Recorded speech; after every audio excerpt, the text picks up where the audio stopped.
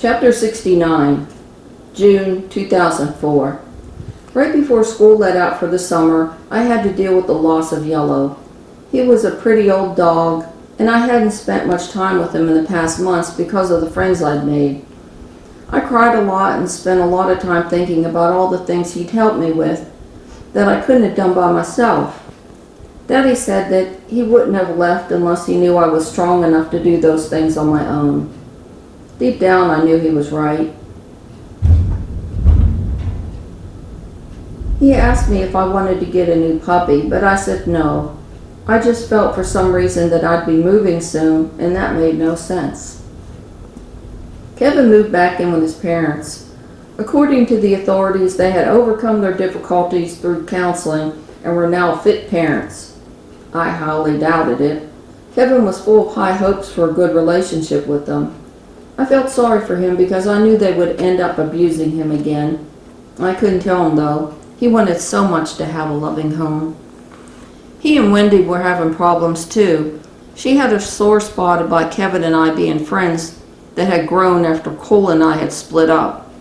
So between the jealousy, which was unfounded because Kevin and I weren't sleeping together or doing anything sexual at that point in time, and Kevin nearly falling apart because of his home situation, Wendy was pushing him away. Rick, David, Carol, and I talked about it a time or two. They didn't see anything wrong with Kevin and my friendship, and we all felt that Wendy was letting him down. He'd stood by her in the past when she'd had problems. "Come on, Kev, let's go to the swim hole," I whined to him. We were sitting in his bedroom since his parents weren't home. He had called me to come over saying that he felt down. And then he cried to me for a while, sad about his life. I understood that, but he needed to move on. "I don't feel like it," he sulked as he wiped his eyes. "Don't make me do the steamroller over you," I threatened. "What are you talking about?" he mumbled. I bumped against him until he decided not to fight me. He flopped backward on his bed, and I lay beside him. "What?" he asked in annoyance. I started making a sound of an engine revving. "You asked for this," I informed him as I sounded the engine into gear and rolled towards him and over him to the other side of the bed. "Hey!" he exclaimed, cracking a smile. I did it again until he thought it was really funny. Then I managed to talk him to go into the creek. Once there, he cheered up a bit. We waded in the water amongst a few other people. Then we sat on the tailgate of my truck, listened to music, and talked with some people until the sun had dried us somewhat. He wanted to drive my truck, so I let him. On a backcountry road, pulled into the brush, we fell back into sleeping together. I felt oddly comfortable with him, and apparently he felt likewise. I think we both much rather would have been making love in my air-conditioned bedroom. We probably could have spent hours doing it because he was so good at it. But Daddy wouldn't have appreciated that, and it wasn't very comfortable in the truck. As darkness was falling, we were sitting on the tailgate of my truck swatting mosquitoes. We leaned against each other talking about music, and I felt his energy shift into almost an acceptance of his situation. Regardless of the turmoil inside and outside of him, he was going to be all right, and I was glad. I was also glad he was my friend. I didn't have much time to pal around with anyone on summer vacation because Daddy kept me busy on the ranch. "I'm keeping you out of trouble," he remarked. "I really thought this was my vacation, you know, from school and everything else. It's so hot out here," I grumbled as I sat on the tractor looking down at him standing there. I had been cutting hay to be baled, and it was easily 90 degrees outside.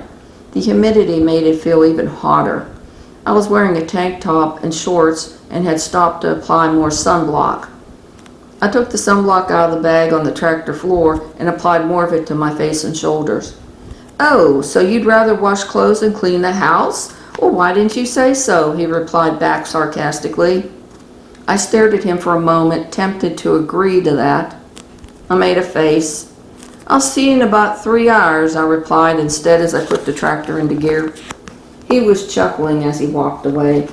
I was not. I met up with the band at Rick's house that night.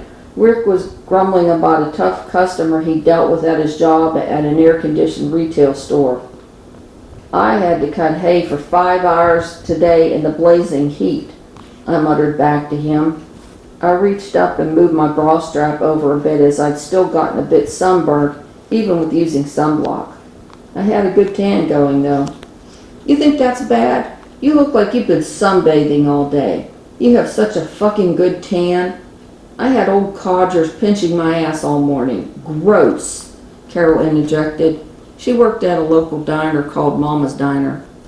Yeah, but look at the tips you get from those old codgers, Rick interjected. I'd let them pinch my ass for those tips. Carol shot him a dirty look. I dealt with stupid assholes all day, David added. He worked as a cashier at Harris Grocery and Grill. We looked at Kevin, who didn't have a job. I broke up with Wendy, he remarked instead. I'll have to say that I was surprised. The band talked to him about it for at least 10 minutes. Now you two babies can get together and screw, Carol told us. Shut up, I replied in irritation while Kevin's face reddened. You don't want our friends to know that we're already sleeping together, do you? Kevin asked me later. No, they tease me enough. I don't need them on my shit. I have enough of that in school, I said with a huff. Just thinking about how my classmates were going to hate on me when school started was enough to get me in a bad mood.